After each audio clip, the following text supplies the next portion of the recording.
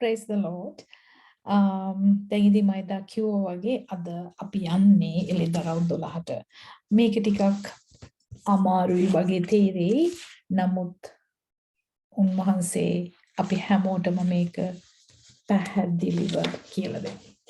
ඉතින් ඔන්න දැන් මේක එක එක විදියට මේක මේ සංකේතාත්මකව ගොඩක් දේවල් අරගෙන තමයි කියලා දෙන්නේ. ඉතින් ඒ නිසා මේක අපිට මිනිස්සෙක්ගේ අර්ථකථනයක් නෙමෙයි බයිබලෙන්ම බලලා පැහැදිලි කරගන්න පුළුවන්. right. එහෙනම් අපි පටන් ගමු. ආදර ජේසුනි ඔබ වහන්සේට මේ ගැන්වීම මම බාර වෙනවා මමද බාර වෙනවා ස්වාමිනී මාගේ දැනීමවත් වචනවත් නෙමෙයි ඔබ වහන්සේගේම ගැන්වීම මාගේ මුඛයෙන් ප්‍රකාශ කරන්න ස්වාමිනී අසන සියලු දෙනා මමත් සමග වහන්සේ උගන්වා ස්වාමිනී හරි දැක්මට ඔබ වහන්සේ අපිව ගේන්න සියලු දේ ඔබට බාරයි ආදර ජේසුනි ආමෙන්.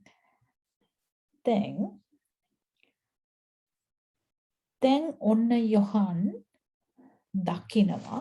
දැන් අපි කතා කරන්නේ මම කැමති ඔයාලට චුට්ටක් මතක් කරගෙන. පළවෙනි chapter එක ජේසුස් වහන්සේව දැක්කා. උන්වහන්සේගේ දර්ශනය. ඊට පස්සේ සභා 7කට ලියුම් 7ක් උන්වහන්සේ ඇරියා chapter 2 and 3. chapter 4 5 4 එකේ සභාව ඔසවා ගැනීම සහ දෙවියන් වහන්සේ කොයි ආකාරයෙන් දෙන්නේ කියලා දකිනවා. පැටළු පැටවානෝ ජේසුස් වහන්සේව දර්ශනය වෙනවා. chapter 6 ඉඳන් උන්වහන්සේගේ මිනිස්ය මේ පොළොව මතට වැටෙනවා. එතකොට 6 chapter 6 එකේ ඉඳන් එයා ජේසුස් වහන්සේ මුද්‍රා කඩන්න පටන් ගන්නවා එයා යොහන් විසින් දකින්න. ඊට පස්සේ 7 ගැප් එකක් 6 වෙනි මුද්‍රා කැඩුවම ඉන්ටර්වල් එකක් හම්බනවා 7. එතකොට එතනදී අර ඉස්රායල් ගෝත්‍ර 12 සීල් කරනවා. ඊට පස්සේ chapter 8 එකේදී හොරණෑ මිනිස්යන් වෙනවා. හොරණෑ 6ක් පිමිනවා chapter 8 9. ඊට පස්සේ 10 ඉඳන් ඉන්ටර්වල් පීරියඩ් එකක් යනවා. 10 දී දකින්නවා බලවත් දේවදූතයා ජේසුස් වහන්සේ 11 දී සාක්ෂිකාරයන් දෙදෙනා. එතනදී දේවමාලිගාව මනින්න කියලා. ඒතර මනින්න කියන මේ දේවමාලිගාව මොන දේවමාලිගාවද? දැන් අද යුදෙව්වන්ට දේවමාලිගාවක් ජෙරුසලමේ නැහැ. පළවෙනි දේවමාලිගාව කියලා මොකද්ද කියන්නේ? මෝසෙස් හදපු කූඩාරම. ටැබර්නකල් එක. ඊට පස්සේ පළවෙනි දේවමාලිගාව තමයි සොලමන් රජතුමා, දාවිද් රජතුමාගේ පුතා සොලමන් හදපු දේවමාලිගාව. දෙවනි දේවමාලිගාව තමයි සෙරුබාබෙල් හදපු දේවමාලිගාව. දැන් මේ තුන්වෙනි දේවමාලිගාව කියන්නේ යුදෙව්ව නැවත හදන්න යන ඒ දේවමාලිගාව. එහෙනම් කොහෙද ඒක හදන්න ඕනේ? ඒ mountain top එකේම තමයි. ඒ අර Dome of the Rock Al-Aqsa Mosque කියලා ඒ තියෙන ඒ ස්ථානයේම තමයි තුන්වෙනි දේවමාලිගාව හදන්න වෙන්නේ. හැබැයි ප්‍රශ්නයක් තිබුණා ඒගොල්ලන්ට කොතනද හදන්නේ? ඒගොල්ලෝ හිතුවා ඩෝම් එක තියෙන තැනයි ඉස්සර දේවමාලිගාව තිබුණේ කියලා. නමුත් දැන් ඒක සනාථ කරගෙන තියෙනවා එතන නෙමෙයි. ඒ පල්ලි දෙක මැද තියෙන ඉඩමේ කියලා. ඉතින් ඒගොල්ලෝ ඒ තුන්වෙනි දේවමාලිගාව හදනවා. ඒක හදන්නේ සභාව ඔසවා ගැනීමත් සමගම. සභාව ඔසවා ගැනීමට ඉස්සල්ලා දේවමාලිගාව හැදෙන්නේ නැහැ. සභාව ඔසවා ගැනීමත් එක්කම හැදෙනවා. හැබැයි ඒක වැඩි වෙලා යන දෙයක් නෙමෙයි. යුදෝ සියලු දේ ලෑස්ති කළා. ඉතින් ඒ නිසා තුන්වෙනි දේවමාලිගාව හැදුවම එතන ඒගොල්ලෝ නැවත ඒගොල්ලෝගේ ඒ පූජාවල් පටන් ගන්නවා පරණ ගිවිසුමේ. හොඳයි. දැන් ඕවා අපි කොහොම කතා කරලා එළිදරව් 11 සාක්ෂිකාරයෝ මෝසෙස් එලයිජා ආවා. ඊට පස්සේ 7 වෙනි දේවදූතයා පිම්බා. දැන් ඔන්න යොහන් දකිනවා දර්ශනයක් පුදුම දෙයක් යා දකින්න. මොකක්ද යා දකින්නේ? ස්ත්‍රියක් සහ මහා සර්පෙක්. ගැහණු කෙනෙක් සහ සර්පෙක්. මතක තියාගන්න සර්පයා සහ ගැහණු කෙනා හිටියේ කොතනින්ද? උප්පත්ති ඉඳන්. ඒවා සහ සර්පයා දැන් මෙයා මෙතන දකිනවා ස්ත්‍රිය සහ සර්පය. හොඳයි. දැන් අපි කියවමු 12:1. Now a great sign was seen in heaven. පුදුම දර්ශනයක් යා ස්වර්ගයේ දකිනවා. A woman, ස්ත්‍රියක්, clothed with the sun, under her feet the moon, and on her head crowns of 12 stars. තවත් මහත් පුදුමයක් අහසේ දක්නා ලද්දේ එනම් සූර්යයා පැලඳගෙන පාදයට චන්ද්‍රයාද හිස පිට තාරකා 12කින් යුක්ත ඔටුන්නක් දැති ස්ත්‍රියක්. හොඳේ. ඔන්න දකින දර්ශනය මොකද්ද? ස්ත්‍රියක් දකිනවා. එයා ඇඳගෙන ඉන්නේ මොකක්ද? සූර්යයා, ඉර. එයාගේ කකුල් දෙක යට එයා හිටගෙන ඉන්නේ හඳ මත චන්ද්‍රයා. පාදයට චන්ද්‍රයාද හිස පිට තාරකා 12කින් යුක්ත ඔටුන්නක්. එයාගේ ඔළුවේ තියෙන ඔටුන්නේ තාරකා 12ක් තියෙනවා. දැන් කවුද මේ? ඒක දැනගන්න නම් අපිට යන්න වෙනවා උප්පත්ති 37 පහට. උප්පත්ති Genesis 37:5.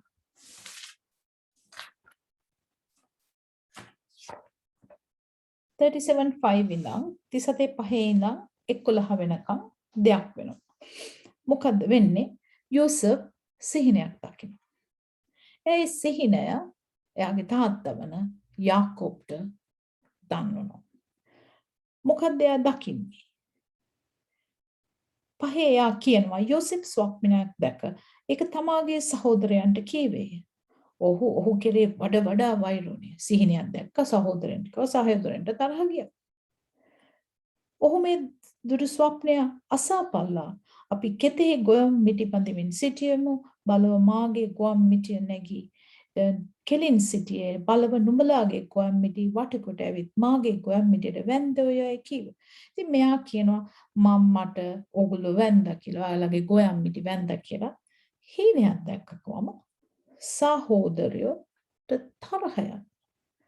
යාගොල්ලෝ අහනවා ඔය සැබවින් නුඹ අප කෙරේ රජකම් කරන්නේද? නුඹ නොහොත් නැ සැබවින් අප ආණ්ඩු කරන්නේද? ඔහුට කියමින් ඔහුගේ ස්වප්නද වචනද නිසා ඔහු කෙරේ වඩා වෛරය. ඊට පස්සේ 9 ඔහු තව ස්වප්නයක් දැක්කා. ඒක තමාගේ සහෝදරයන්ට කියනුවේ බලව මම තවත් ස්වප්නයක් දුටිමි. ඉරද සඳද තාරකා 11ක්ද මට වැන්දෝයයි කිව්වා. තාරකා 11ක්. එමනම් යෝසප් තාරකාවක් ඇතුළ තාරකා 12. ඒක කියනවා ඉරයි හඳයි තාරකා 11කුයි මට වැන්දා. ඒක තමාගේ පියාටත් සහෝදරයන්ටත් කීවිට ඔහුගේ පියා ඔහුට තරවටු කොට යාකෝබ්ට ගොම යාකෝබ් එයාට තරවටු කරනවා. එයාට කියනවා නුඹ දුටු මේ ස්වප්නය කිවක්ද?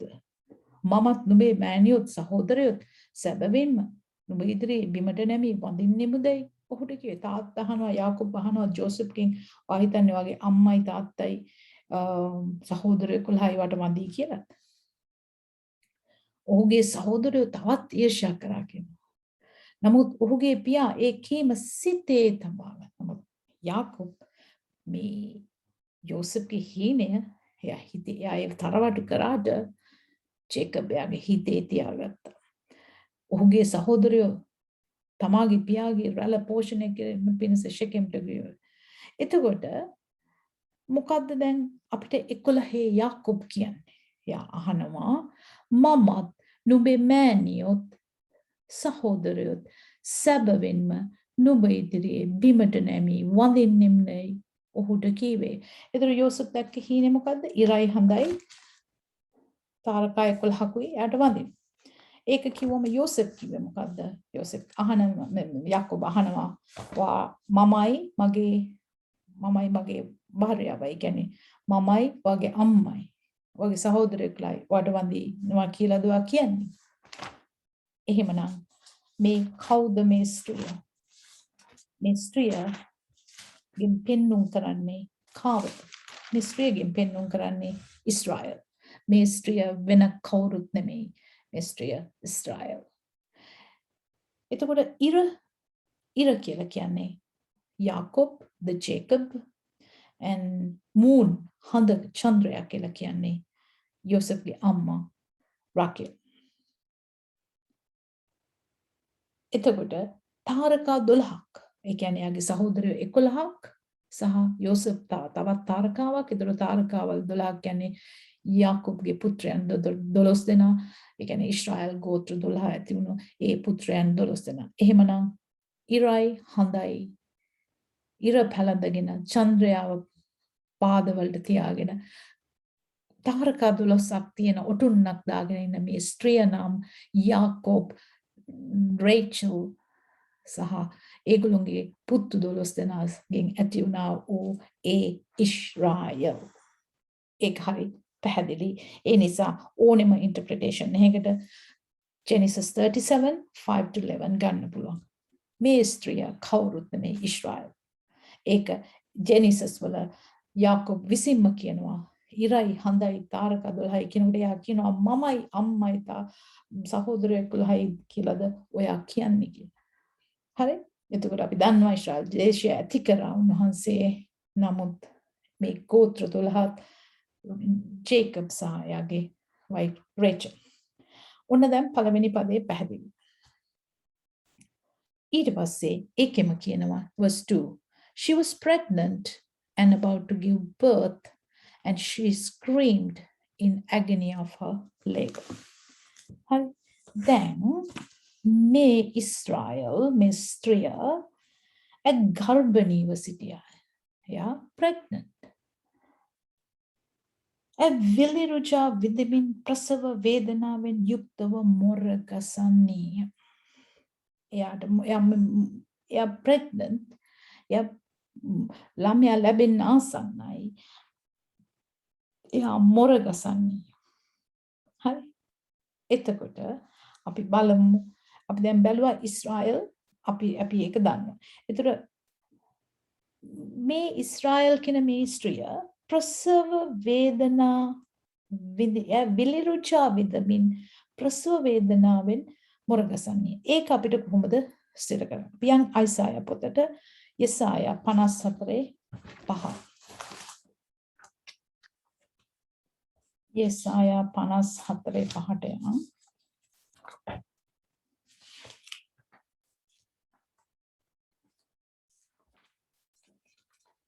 ඔයගොල්ලන් බයිබලේ ළඟ තියාගෙන මේවා මේ මාක් කරගන්න.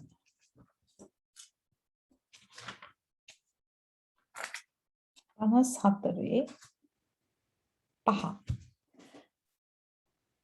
කුමක් හේින්ද නුඹේ ස්වාමි පුරුෂයා නම් නුඹේ මැවුම්කාරයෝය. උන්වහන්සේගේ නාමය සේනාවල ස්වාමින් වහන්සේ. එතකොට තව දෙයක් තියෙනවා කියලා දෙන්න. ඊශ්‍රායල් කිව්වහම ඊශ්‍රායල් කියන්නේ දෙවියන් වහන්සේ කවුරු කියලාද කියන්නේ. අන්න ඒක හොඳ වැදගත්.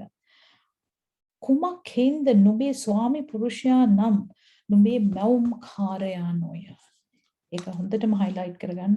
එතකොට ඊශ්‍රායල්ගේ ස්වාමි පුරුෂයා කියලා කියන්නේ නුඹේ මැවුම්කාරයා නොය. එතකොට දෙවියන් වහන්සේ ඒගොල්ලෝගේ husband ඊශ්‍රායල්ගේ. ඊට පස්සේ අයිසායා 54:5 අපි ඔහොමම යන් 66:7. යෙසායා 66:7.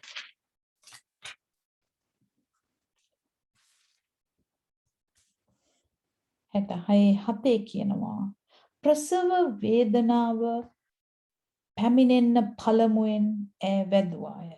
ඇට විලිරුජා අල්ලන්ට පළමුවෙන් පිරිමි දරුවෙකු ප්‍රසූත කළාය. ඒතර එයාට විලිරුජා එන්නේ ඉස්සෙල්ලා පිරිමි ළමෙක් මේ ලෝකෙට බිහි කරා කියලා කියනවා. අපි ඒ වගේම මීකා 4:10ට යමු.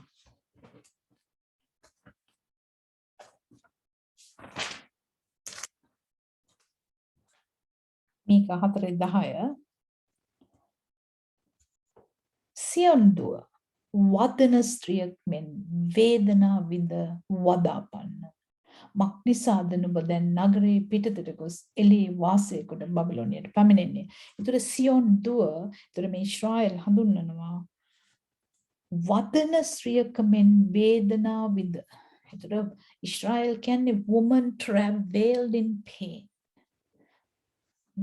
දරුවෙක් ලැබෙන්න ඉන්න අම්මා කෙනෙක් වගේ වේදනාවෙන් ඉන්න කාන්තාවක් තමයි ඊශ්‍රායල් හඳුන්වන්නේ. ඒ වගේම මීකා 5:2-3 නමුත් බෙත්ලෙහෙම් එෆ්‍රාතා යුදාගේ දහස් ගණන් අතරේ සිටීමට කුඩාව සිටින නමුත් නුඹෙන් ඊශ්‍රායල් කෙරේ ආණ්ඩුකාරයා වීමට මා වෙතට කෙනෙක් නික්ම එන්නේය.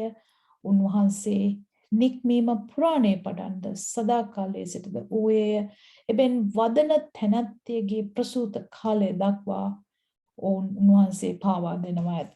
ඉතින් මේ දරුවෙක් ලැබීම ගැන කතා කරනවා, ක්‍රිස්තුස් වහන්සේගේ ප්‍රකාශ වීම කතා කරනවා. නමුත් ඊශ්‍රායල් අපේ 12 chapter 12 එදිදරව් 12 අපිට මෙතන කියන්නේ ඇය ගර්භණීව සිටියා, විලිරුජා විඳමින් ප්‍රසව වේදනාවෙන් යුක්ත මොරගසනවා කියලා කියන්නේ ඊශ්‍රායල් හැඳුන්වී ළමෙක් දරුවෙක් ලැබෙන්නේ ඉඳලා වේදනාවෙන් ඉන්න කාන්තාවක් හැටියට.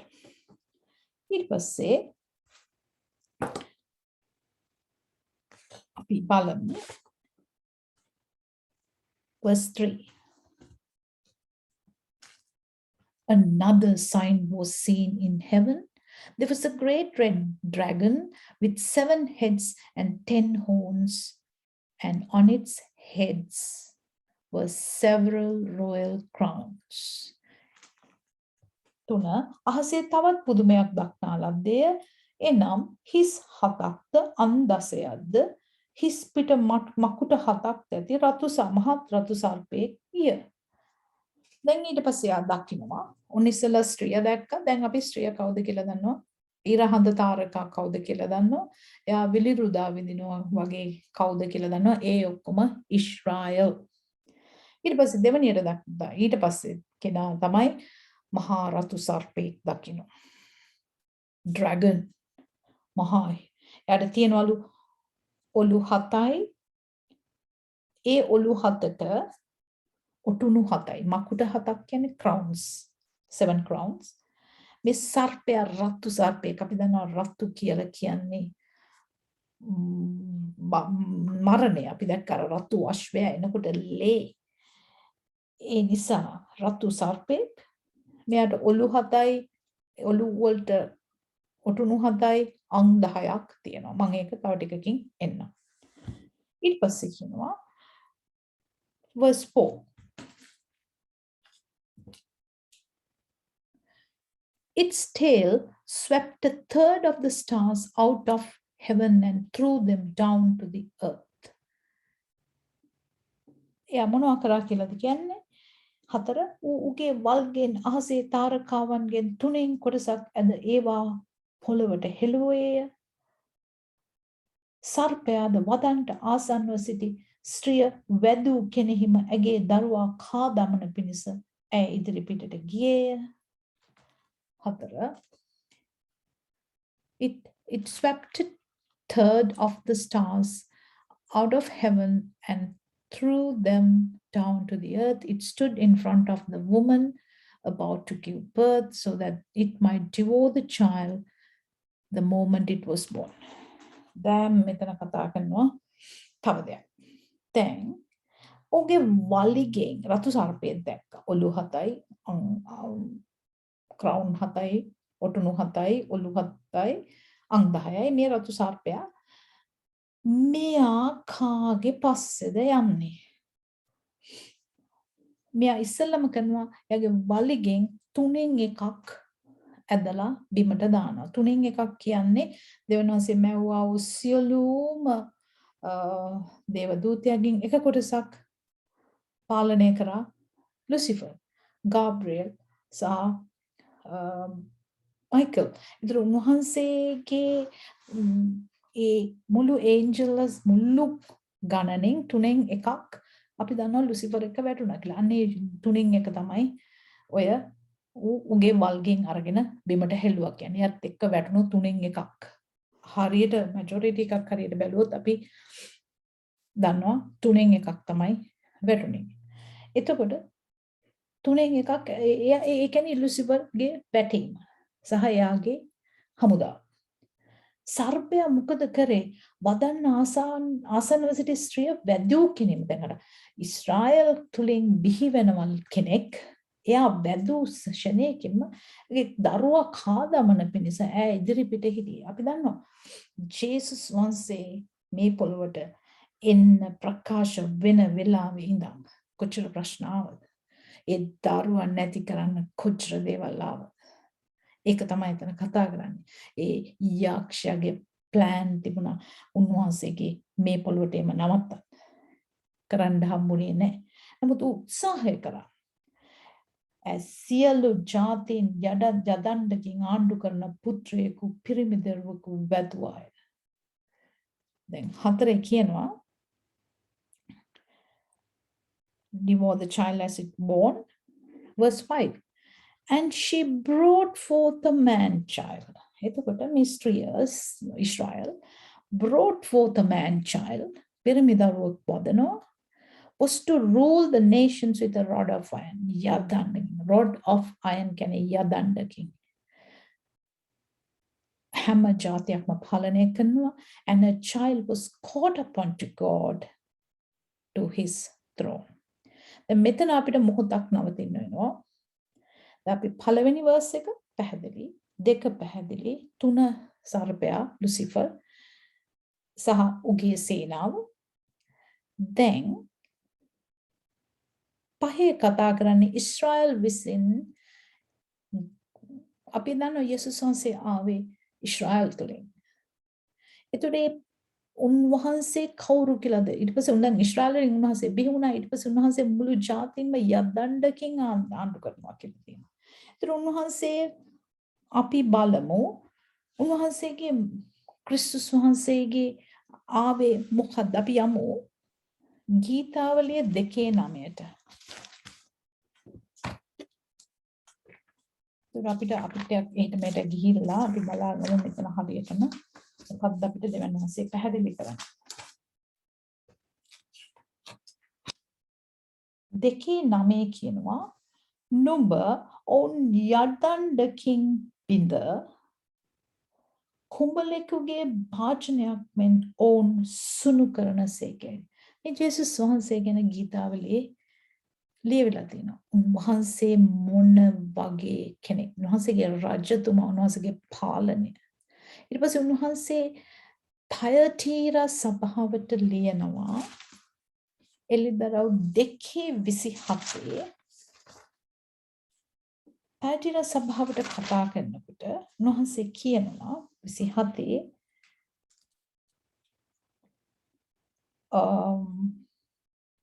අපි 26 ඉඳන් බලමු. ජය ගන්නා වූ කෙලවර දක්වා මාගේ ක්‍රියා පවත්වන්නා වූ තැනැත්තාට නම් මාගේ පියාණන් වහන්සේගේ මා ලැබූ ලෙස. කියන්නේ තයචිරාවට කියනවා තයචිරාවේ ඉතුරු වෙලා ඉන්න කොටසට ජය ගන්න කෙනා, පියාණන් අන්තිම වෙනකන් ඉන්න කෙනා, මගේ ක්‍රියා පවත්වන්නා වූ කෙනාට මාගේ පියාණන් වහන්සේගෙන් මා ලැබූ ලෙස. කියන්නේ එහෙනම් මේ යදණ්ඩකින් ආණ්ඩු කරන ඒ ඵලය පියාණන් වහන්සේගෙන් ජේසුස් වහන්සේට ලැබුණා වකීම. ජාතීන් කෙරේ බලය දෙමි. ඒතකොට යදණ්ඩකින් පාලනය කරන්නේ ජේසුස් වහන්සේ. උන්වහන්සේ තයචිරාවේ සභාවේ ඉතුරු වෙන අයට කියන ඕගොල්ලෝ මං කිව්ව විදිහට කෙලවර දක්වා හිටියොත් පියාණන් වහන්සේගේ මා ලැබූ ලෙසම ජාතීන් කෙරෙහි බලය දෙනවා. ඒ උන්වහන්සේගේ පාලන බලයේ ආධිපත්‍ය දෙනවා කියලා කියනවා. ඊට පස්සේ අපි දකිනවා එළිදරව් 12:5 මේ කතා කරනවා යදණ්ඩකින් ආණ්ඩු කරනවා කියලා. ඊට පස්සේ අපි දකිනවා එළිදරව් 19ට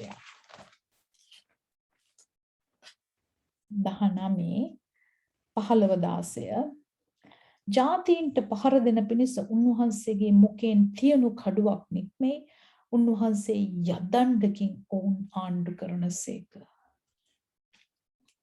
හරි යදණ්ඩකින් උන්වහන්සේගේ පාලනය ඇත්තටම දැන් කොහොමද? උන්වහන්සේ ශුද්ධාත්මයන් වහන්සේ දීලා අපි කොච්චර ආදරෙන් උන්වහන්සේගේ ජීවිතය දීලා ලේ හලලා අපි කොච්චර ආදරෙන් ගලව ගත්තද? නමුත් අවසානයේ උන්වහන්සේ පාලනය කරන්නේ නැහැ යදණ්ඩකින්. උන්වහන්සේ තුල ඉන්න අයට ඒ පාලන බලය උන්වහන්සේ දෙනවා. තයිටිරාවට කියන්නේ ඒකයි.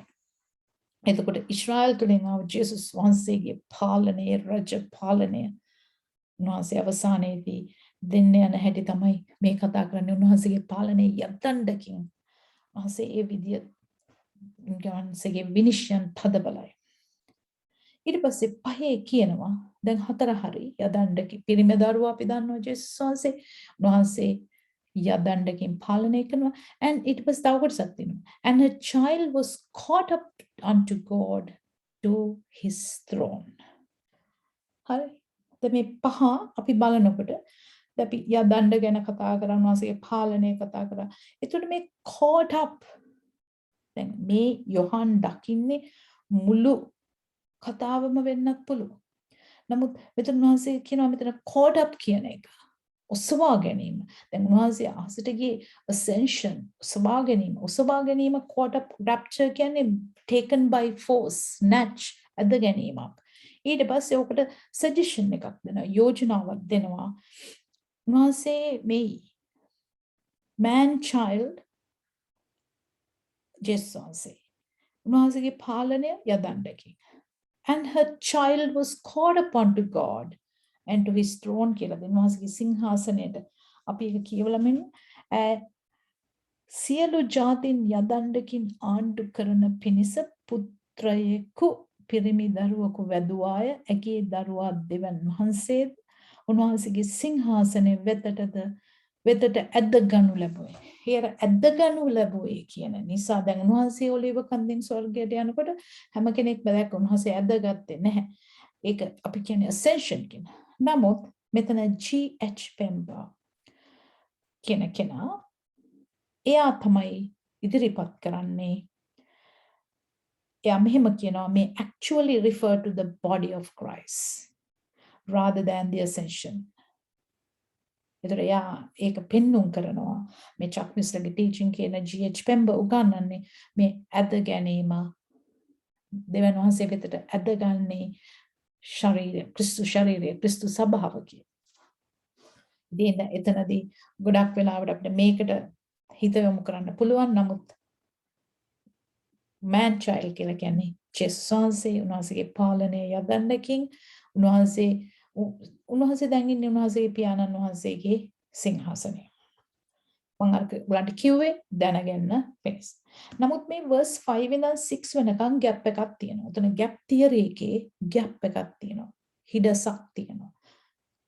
silent pause එකක් තියෙනවා. 5ත් 6ත් අතර හිඩසක් තියෙනවා. gap එකක්. ඒ කියන්නේ අපි මේට අපිට chapter numbers දාලා ගියාට මේවා සිදු වුණු ආකාර කාලවල් අතර. ඉතින් එතකොට මෙතන 5 ඔන්න පිරිමි දරුවෙක් වැදුවා. ඒ පිරිමි දරුවා වන ජේසුස් වහන්සේට සියලු බලය තියෙනවා ජාතීන් පාලනය කරන්න. උන්වහන්සේ දැන් ස්වර්ගයේ. ඊට පස්සේ 6 කතා කරන්නේ the woman fled into the wilderness. අර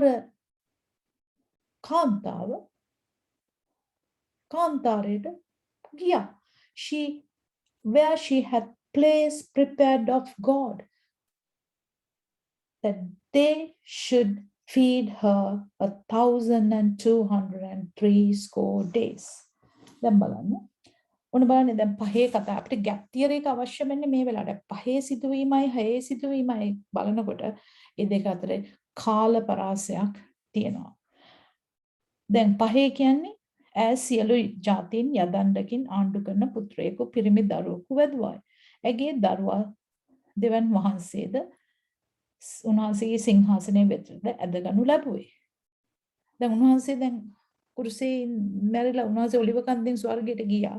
එතනින් පස්සේ ස්ත්‍රීද කාන්තාරයට පලා ගියා කියනවා. ඒතර උන්වහන්සේ ඇදගෙන උන්වහන්සේ ස්වර්ගයට ගිය තැන වෙලාවෙ ඉඳන් ස්ත්‍රිය කාන්තාරයට ගියේ නෑ. ඊශ්‍රායල් එතකොට පලා ගියේ නෑ. තාමත් එතන තියෙනවා. අපි දන්නවා අපි යන්නේ මේ දානියල්ගේ 70 වෙනි වීක් එකට ළඟා වෙමින්. ඒ නිසා අපි මේ යන්නේ කරුණාවේ කාලේ. එතකොට 5ත් 6ත් අතර ગેප් එකක් තියෙනවා. එතකොට මේ ස්ත්‍රියද කාන්තාරයට පලා ගියාය 1260 දවසක් ඈ පෝෂණය කරන පිණිස දෙවන් වහන්සේ විසින් පිළියෙල කරන ස්ථානයක් ඈට එහි තිබුණේ. දැන් මේ කතා කරන්නේ උන්වහන්සේ ආවා, උන්වහන්සේ ස්වර්ගයට ගියා, ඊට පස්සේ සභාව ඔසවා ගැනීම සිද්ධ වෙනවා. ඒකත් ක්‍රිස්තු ශරීරය ඉස්සල්ලා උන්වහන්සේ ගියා, ඊට පස්සේ ක්‍රිස්තු ශරීරය උන්වහන්සේ වෙතට ඇදගනු ලබනවා. ඊට පස්සේ තමයි අර අවුරුදු 7 70 වෙනි වීක් එක 70 වෙනි සතිය පටන් ගන්නෙ. අන්න එතකොට ඒකෙදි තමයි මේ කාන්තාව ඊශ්‍රායල් දෙවනි තුනමාරේදී උන්වහන්සේ දැන් අපි chapter 7 එකේ දැක්කනේ ඒගොල්ලෝ සීල් කරලා තියෙන්නේ. ඒගොල්ලන්ව පළවෙනි තුනමාරේදී නෙමෙයි දෙවෙනි තුනමාරේ. පීඩා කාලය අවුරුදු 7යි කොටස් දෙකකට බෙදෙනවා. පළවෙනි තුනමාර සහ දෙවෙනි තුනමාර. පළවෙනි තුනමාර පීඩා කාලය, දෙවෙනි තුනමාර මහා පීඩා කාලය. මේ මහා පීඩා කාලේ තමයි මේ ඊශ්‍රායල් උන්වහන්සේ දවස් 1260ක් යම් කිසි තැනක ගෙනියලා තියාගෙන පෝෂණය කරන්නේ. ස්ත්‍රිය කාන්තාරයට ගෙන ඊශ්‍රායල් යම් කිසි තැනකට ගෙනියලා උන්වහන්සේ පෝෂණය කරනවා. හරි. ඒතර chapter 5 verse 5 කතා කරපු දෙයයි 6 කතා කරපු දෙය අතර gap එකක් තියෙනවා. ඒ 6 වෙන්න නම් සභාව උසවා ගන්න ඕනේ. ඊට පස්සේ 7 කියනවා 7 තවත් දෙයක් කියනවා. යුද්ධයක් ගැන. තවද ස්වර්ගයේ යුද්ධයක් විය. ඒ වනාහි මිකායල් සහ ඔහුගේ දූතයන් මහා සර්පයාට විරුද්ධව යුද්ධයට යාමය. මහා සර්පයාද තමාගේ දූතයෝද සටන් කොට ජය නොලැබුවේය. ඔවුන්ට ස්වර්ගීය ස්ථානයක් තවත් නොවිය. මුළු ලෝකයා රවටන්නා වන යක්ෂයා සාතන්නයි කියන ලද මහා සර්පයා නැමැති ඒ පුරාණ සර්පයා පහතට හෙළනු ලැබුවේය. ඔහු පොළවට හෙළනු ලැබුවේ. ඔහුගේ දූතය ඔහු සමග හෙළනු ලැබුවේය. දැන් කතා කරනවා 7 යුද්ධයක් ගැන. ඔන්න බලන්න මේ chapter 12 එකේ කතා කරන්නෙම ඉස්රායල් ගැන කතා කරනවා මුලින්. ඊට පස්සේ යා කොයි වගේද? යා කොහොමද මේ ජේසුස් වහන්සේ කියන පීඩා කළේ දයින යක්ෂයා? ඊට පස්සේ යක්ෂයාගේ ඔලු 7යි ඔටුනු 12 මේ 7යි අංග 10ක් තියෙන සර්පයා. ඊට පස්සේ යාට 3න් කොටසක් ඉන්නවා. ඊට පස්සේ එතන ඉස්රායල් විසින් ජේසුස් වහන්සේ බිහි කරනවා. එතනින් පස්සේ ગેප් එකක් එනවා 5-6 අතර. ඊට පස්සේ සභාව ඔසවා ගැනීමේ කාලයෙන් පස්සේ ඉස්රායල්ව උන්වහන්සේ අවුරුදු 3මාරක් කොහේදෝ සංගවා තියාගෙන පෝෂණය කරමින් අවසානයේදී ගෙනියනවා. එතකොට ඊට පස්සේ යක්ෂයාගේ අවසානය කතා කරනවා verse 7 8 9. කවුද ෆයිට් එකට එන්නේ? මිකායල් සහ ඔහුගේ දූතයන්. මිකායල් මයිකල් කියන්නේ ඉස්රායලේ chief prince. ඉස්රායල් වෙනුවෙන් ඉන්න මයිකල් ගැන කතා කරොත් එයාට කියනවා one of the chief princes Daniel 10:13. ඊට පස්සේ මයිකල් කියන්නේ ආර්කේන්ජල් කෙනෙක්. ජූඩ් 1:9. ඊට පස්සේ එයාවිලා දානියල්ගේ prince, Daniel's prince. Daniel 10:21. warrior for Israel. ඉස්රායල් වෙනුවෙන් පිටී සිටින කෙනා තමයි මයිකල්. දානියල් 12:1. ඊට පස්සේ එයා තමයි ජූඩ් පොතේ 9 වෙනි verse එක කතා කරන මෝසස්ගේ පොඩි එකා වෙනුවට ෆයිට් කරේ. ඊට පස්සේ fought in the wars of the Lord. ස්වාමීන් වහන්සේගේ යුද්ධවල එයා තමයි පෙනී ඉන්නේ. සකරායා 14:3, නාහුම් 21:17. එතකොට දැන් අපි දන්නවා මෙතන මයිකල් ඇවිල්ලා තමයි සටන් කරලා සර්පයට විරුද්ධව යුද්ධයට ගිහිලා සර්පයාගේ තුනෙන් එකක කොටසකුයි යුද්ධ කරලා ජය ලබන්නේ. ඒගොල්ලන්ව පොළොවට හොලනවා කියනවා. ලෝකෙම රවට්ටපු යක්ෂයා ඉවරටම ඉවරයි. එයාව මයිකල් සයාගේ දේවදූතයෝ සටන් කළා පොළොවට හෙලනවා. ඒකයි සාතන්‍යයි කියලාද මහා සර්පයා නැමැති ඒ පුරාණ සර්පයා පහතට හෙලනු ලැබුවේ. ඔහු පොළොවට හෙලුණා. පල්ලෙහාට ස්වර්ගතලයෙන් පල්ලෙහාට හෙලුවා. පල්ලෙහෙන් පොළොවටම හෙලුවා. හරිද? දැන් සාතන් ඉන්නේ පොළොවේ දැනට ඉන්නේ පොළොවේ නෙමෙයි. ආකාශයට. එයාව එහෙන් ඔය යක්ෂ පැටව තමයි මෙහි ඉන්නේ. එයාගේ රෑන්ක් වල අඩු අය. එයාගේ හමුදාවල් වල. ඉතින් ඒ යක්ෂයෝ තමයි මේ පොළොවේ ඉන්නේ. නමුත් යක්ෂයාගේ ප්‍රධාන ආත්ම තියෙන්නේ ආකාශ තලෙ. එතකොට අපි බලමු verse 10. And I heard a loud voice saying. දැන් යොහන් එක දේවල් දකිනවා. And I heard a loud voice saying in heaven, now is come salvation. විනාඩියක් දෙන්න.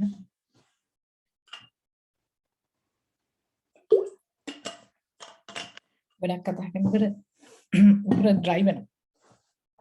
ඔන්න දැන් ඔක්කොම ප්‍රශ්න ඉවරයි. යක්කාව පොළොවට හෙලලා ඉවරයි. I heard a loud voice saying in heaven, now is come salvation, strength, the kingdom of our God, and the power of his Christ. For the accuser of our brethren is cast down, which accused them before our God day and night. And they overcame by him, by the blood of the Lamb and by the word of their testimony.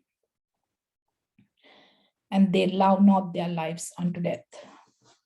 දැන් යට හඬක් ඇහෙනවා. පුදුම නමස්කාරයක්. මොකද එවිට අපගේ දෙවියන් වහන්සේගේ ගැලවීම බාලයද රාජ්‍යද තමන් ක්‍රිස්තුස් වහන්සේගේ ආණ්ඩු බලයද දැන් පැමිණුණේ. මක් නිසාද අපගේ දෙවියන් වහන්සේ ඉදිරිපිට රෑ දාවල් අපේ සහෝදරයන්ට වරද තබන්නා වූ ඔවුන්ගේ වරද තබන්නා පහත හෙළනු ලැබුවේය. ඔහු බැටළු පැටවාණන්ගේ ලේ නිසාද තමුන්ගේ සාක්ෂි වචන නිසාද ඔහුගෙන් ජයගත්තේය. ඔහු මරණය විඳින තරමට පවා තමුන්ගේ ජීවිතයට ප්‍රේමර කර සිටියෝය. එපැවින් ස්වර්ගයේනි එහි වසන්නනි ප්‍රීතිවැල්ලා ගොඩටත් මුහුදටත් දුක් වේ. දැන් මේ ඒන්ජල් කියනවා යක්ෂයා ඉවරයි පොළවට වැටුණා. දවල් රෑ මේ සහෝදරයන්ට විරුද්ධව දෙවියන් වහන්සේ ඉස්සරහ කම්ප්ලේන් කරපු මේ යක්ෂයා එයාගේ දූතයොත් එක්කම පොළොවට ගියා. උන්වහන්සේගේ ගැලවීම බාලය රාජ්‍ය දැන් සියල්ල ජේසුස් වහන්සේගේ යක්ෂයාට තැනක් කොහෙත්ම නැහැ. ඊට පස්සේ කියනවා ඔහු පොළොවේ ඉන්න මිනිස්සු බැටළු පැටවාණන්ගේ ලේ නිසාද සාක්ෂි වචන නිසාද ඔහුගෙන් ජයගත්තා. යකාගෙන් ජයගත්තා. ඔහු මරණය විඳින පවුන් ඒ මිනිස්සු ජේසුස් වහන්සේගේ වචනය නිසා යක්ෂයට නමස්කාර කරේ නැහැ. මරුණා. ඒක එතන කියනවා තමුන්ගේ ජීවිතයට ප්‍රේම නොකර සිටියෝ. ඔහු මරණය විඳීමට පවා විදන්න අවසානයේ 666 එනකොට ඒව නොගත්තම යක්ෂයට නමස්කාර නොකර මරණය විඳින්න වෙනවා. ඉතින් ඒක තමයි මෙතන කියන්නේ. හිමේ මිනිස්සු යක්ෂයා බිමට ආවා. උඩ නමස්කාර නොකර මාක් ගන්නේ නැතුව නමස්කාර නොකර හිටියම මැරෙන්න වෙනවා. නමුත් ජේසුස් වහන්සේගේ සාක්ෂිය සහ උන්වහන්සේගේ ලේවල බලයෙන් ඒගොල්ලෝ ගැලවෙනවා. ඒගොල්ලෝ මැරෙන්න බය වෙන්නේ නැහැ. ඊට පස්සේ ආ කියනවා ස්වර්ගයේ සිටින එබැවින් 12 එබැවින් ස්වර්ගයේනි එහි වසන්නේනි සබාවෙහි ප්‍රීති වේල්ලා ගොඩටත් මුහුදටත් දුක් වේ. දැන් යක්ෂයා පොළවේ. දැන් කාටද දුක් වෙන්නේ? ගොඩ බිමට සහ මුහුදට. මක් නිසාද යක්ෂයා තමාට ඇත්තේ ස්වල්ප කාලයක් දන්න බැවින් මහත් උදහසින් යුක්තව නුඹලා වෙතට බැස ගියේයයි. කියන මහත් හඬක් මට ඇසුනේ. දැන් නිකන් කියන්න යක්ෂයා බිමට වැටුණානේ. දැන් පොළවට ආවා කියලා දන්නකොට යක්ෂයා දන්නවා උගේ කාලේ ඉවරයි. එතකොට කියනවා යක්ෂයා තමාට ඇති ස්වල්ප කාලයක් බව දන්න බැවින් මහත් උදාසින් යුක්තව නුඹලා වෙසට බැස ගියේ. මයිකල් ෆයිට් කළා මෙයාව පහතට හෙළුවම යක්ෂයා පොළවට ආවා කියන්නේ එයා දන්නවා එයාගේ ලෑන්ඩින් එකෙන් පස්සේ කොච්චර කෙටි කාලයක්ද තියෙන්නේ කියලා. දැන් මෙතන කියනවා therefore rejoice heaven and you who live there, but woe to you land and sea, for the adversary has come down to you. And he is very angry because he knows that his time is short. Hey, කාලය ගණන් කරලා තියෙන්නේ පොළවට වැටුණාට පස්සේ. හරි උන දෙවියන් වහන්සේ පුදුම විදියට තමයි දැන් යක්ෂයාට වැඩේ දෙන්න යන්නේ. ඊට පස්සේ අපි බලමු 13. තමා පොළවට හෙළනු ලැබූ බව මහා සර්පයා දුටු කල හෙතම දැන් පොළවට වැටුණා. පොළවෙනි දැන් එක දැනගත්තට පස්සේ මොකද වෙන්නේ?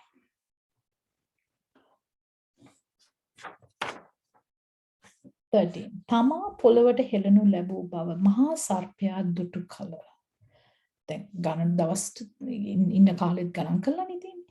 හෙතම පිරිමි දරුවා වැදූ ස්ත්‍රියට පීඩා කළේ. කාටද පීඩා කළේ? ස්ත්‍රියට. කවුද ස්ත්‍රිය? ඉස්රායල්. යුදෙව්. ඔවුන්ට පීඩා කළේ. සර්පයා ඉදිරියේ වනයේ සර්පයා ඉදිරියෙන් වනයේ ඇගේ ස්ථානයට ඉකිලී යන පිණිස මහත් රාජාලයකගේ පියාපත් දෙක ඈත දෙන ලද්දේය. එහිදී කාලයටත් කාලවලටත් කාල භාගයකටත් පෝෂණය කරනු ලබන්නේය. දෙවියන් වහන්සේ පුදුම දෙවියන් වහන්සේ 13 කියනවා and when dragon saw that he was cast unto the earth, he persecuted the woman. කාගේ පස්සේ දැන් යන්නේ යක්ෂයා පොළවට වැටුණා අන්තක්‍රිස්තුස්ගේ. දැන් යක්ෂයාගේ බලයෙන් තාම අපි ඒ තරමට එන්නේ නැහැ. ඊළඟ chapter එකේ තමයි මේ දෙන්න එන්නේ අන්තක්‍රිස්තුස් false prophet. දැන් යක්ෂයා මොකද කරන්නේ? දැන් දන්නවා ඉවරයි කියලා යනවා ඉස්රායල් පස්සේ. brought forth the man child or පිරිමි දරුවා Jesus was a beacon Israel passing and to the woman it was a ස්ත්‍රියට දෙනවා 2 wings of great eagle maharajalige piyapat then they wanted then that she might fly into the wilderness කොහේදෝ යන්න කුලන්ට ආරක්ෂිත ස්ථානයකට යන්න ක්‍රමවේදය දෙවියන් වහන්සේ දෙනවා බලය දෙනවා. And when she's nourished for a times and half a time, කියන්නේ කාලයකටත් කාලවලටත් කාල භාගයකටත් අවුරුද්දකටත් අවුරුදු දෙකකටත් අවුරුදු භාගයකටත් අවුරුදු 3මාරකට එයා පෝෂණය කරන දෙනසේ නිකන් ඉන්නේ නේ. And half a time from the face of the serpent. එයාට ඉකිලී යන දෙවනි 3මාර අවුරුදු 3මාරේ මහා පීඩා කාලේ යක්ෂයා මේ පොළොවට වැටෙනකොට ඉස්රායල් දෙවියන් වහන්සේ රාජාලයකගේ පියාපත් දීලා යම් කිසි ආරක්ෂා ස්ථානකට ගෙනියලා පෝෂණය කරනවා ඒ හරි කාලයටම. ඒත් අපි දන්නවා කොහොමද ඒ ජාතිය උන්වහන්සේ මිස්රයෙන් ගලවලා ගෙනාවේ. රැට ගින්දර වගේ උදේට වලාකුලක් වගේ උන්වහන්සේ මන්න දීලා රැක බලාගත් උන්වහන්සේ ඒගොල්ලන්ට දෙනවා ආරක්ෂාව සහ පෝෂණය. එල්ලයිජව පෝෂණය කරත් වැඩි මතක තියාගන්න. ඒ වගේ උන්වහන්සේ පෝෂණය කොහොම කරයිද මම දන්නේ. උන්වහන්සේ කරනවා කියලා තියෙනවා. ඒගොල්ලන්ට යන්න ෆ්ලයිට්ස් දෙයි. ඒගොල්ලන්ට වෙන තැනකට යන්න කලින් උන්වහන්සේ සියල්ල වැඩ සලස්වයි. ඉතින් ආරක්ෂාව උන්වහන්සේ සපයයි. මොකද වචනයක කියලා තියෙනවා. ඊට පස්සේ 15 and the serpent මේ යක්ෂයා cast out his mouth water as a flood after the woman that she might cause her to be carried away of the flood. And the earth helped the woman And the earth opened her mouth and swallowed up the flood, which the dragon cast out of his mouth. Pahalava.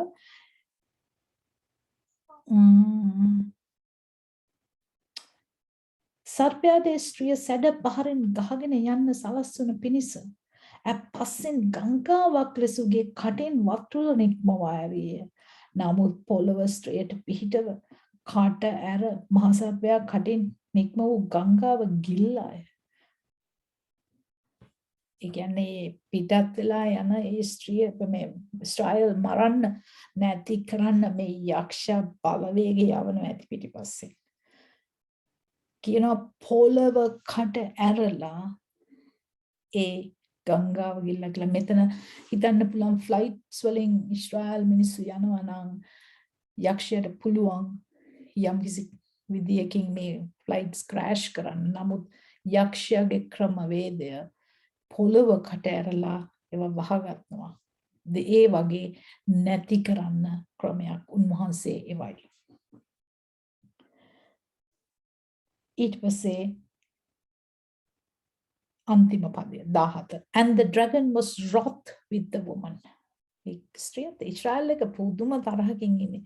And went to make war with the remnant of her seed, which kept the commandment of God and have the testimony of Jesus Christ. Then 16 අපි බලමු. කටහැර සර්පයා තමාගේ කටින් නික්ම වූ ගංගාව ගිල්ලාය. මහා සර්පයා ස්ත්‍රී කෙරේ උද්දහස් වී. දැන් මෙයා ඉස්රායල් ගියා. අල්ලගන්න බැරි වුණා. දේවයන් වහන්සේගේ ආඥා පවත්වන්නා වූ යේසුස් වහන්සේගේ සාක්ෂිය දරන්නා වූ ඇගේ වංශයේ ඉතිරි අයට විරුද්ධව යුද්ධ කරන්නට ගියේ. දැන් මේ යුදෙව්වන් ගෙනියන. ඒ යුදෙව්වන් යන්නේ ඒගොල්ලෝ දෙවන් වහන්සේ යම්කිසි ආරක්ෂිත ස්ථානයකට ගෙනියනවා. ඒකට යක්ෂයට බැරි වෙනවා ඒ මිනිස්සුන්ට මුකුත් කරන්න. ඊට පස්සේ යා මොකද කරන්නේ? අර සබ්භාවේ ඉතුරු වෙලා ඉන්න ජේසුස් වහන්සේගේ සාක්ෂිය දරන ඒ ඉතුරු කොටස හොයාගෙන එනවා. ඒකයි කියන්නේ the dragon was infuriated over the woman and went off to fight the rest of her children. යාගේ සීල් කරලා නැති අර සබ්භාවේ ඔසවා ගැනීමට අවුලා හිටියේ නැති ඉතුරු අයත් එක්ක ෆයිට් කරන්න යුදෙව්ව යනවා. නමුත් අන්‍ය ජාතීන් අතරින් ඔසවා ගැනීමට අහුවෙලා නැතුව ජේසුස් වහන්සේ විශ්වාස කරගෙන යම්කිසි දෙයකින් ඔසවා ගැනීමට අහුවෙන්නේ නැතුව ඉතුරු වෙලා හිටියනේ. අන්න ඒගොල්ලෝ හොයාගෙන යනවා. Those who obey God's commandment and bear witness to Yeshua. දැන් මේ ඊළඟ පදේ ඉඳන් අපි යන්නේ 13. දැන් මම ඔයගලන්ට මෙතන පැහැදිලි කරන්නම්. මේ ඔයාලට පැහැදිලි මදි නම් 12 ඔක මම ක්ලියර් දාලා තිනවා.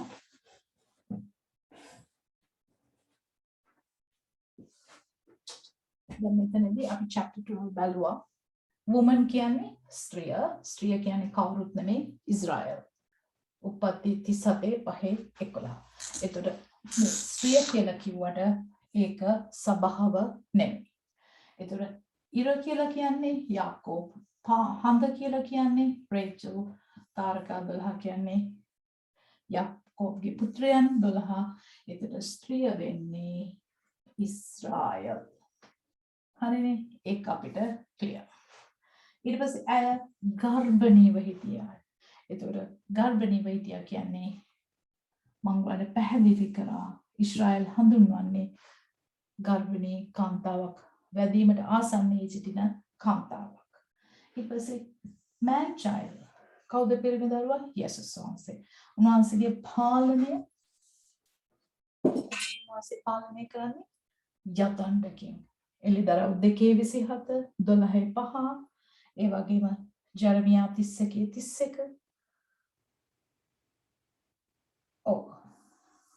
මේ කාන්තාවක් මේ අපි දන්නවා ජෙනීසිස් උත්පත්ති 3:15 සහ ගලාති 3:16 බලන්න.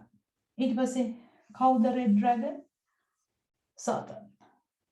ඊට පස්සේ මම කිව්වා පස්වෙනි පදේ නම් 6 වෙනි පදේ වෙනකන් gap එකක් තියෙනවා. එතකොට තමයි 10 තමයි ඊට පස්සේ ශ්‍රායල් දවස් 1260කට වනාන්තරයට යන්නේ. එතකොට අපි දන්නවා මේ රෙඩ් ඩ්‍රැගන් ගැන මම ඔයගලන්ට කියන්නම් කිව්වා. ඔලු 7යි. ඔලු 7ට ඔටුනු 7යි.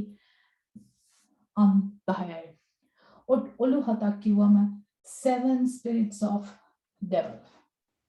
එතකොට දැන් මෙතන මතක තියාගන්න යක්ෂාත්ම උගේ බල පරාක්‍රමයන් 7ක් ගැන කතා කරනවා. ඔටුනු කියන්නේ ආධිපත්‍ය. උට තියෙන බලය. හැබැයි මේ 10 හෝන්ස් 10ක් අම් 10ක් කියන්නේ රජවරු 10 දෙනෙක්. ඒ කාලෙට දැන් නෑ ඒගොල්ලන්. ඒ කාලෙට මේ ලෝකේ ඇති වෙන නායකින් 10 දෙනෙක් ඒගොල්ලන්ගේ ආර්ථික බය, දේශපාලනික ආගමික බලයන් අන්තක්‍රිස්තුස්ට බාර දෙනවා. යක්ෂයට නමස්කාර කරන. අන්න ඒව තමයි 10 horns. 10 කියන්නේ සම්පූර්ණත්වය. එතකොට හැබැයි මේ සර්පයව අපිට හඳුන්වනවා ඊට ඉස්සෙල්ලා දානියෙල්. මතකද? ඩැනියෙල් අපිට කියලා දෙනවා. එයාගේ chapter 7 දානියෙල් 7:7. දානියෙල් 7:7 කතා කරනවා මුර්ගයන් 4 දෙනෙක් ගැන.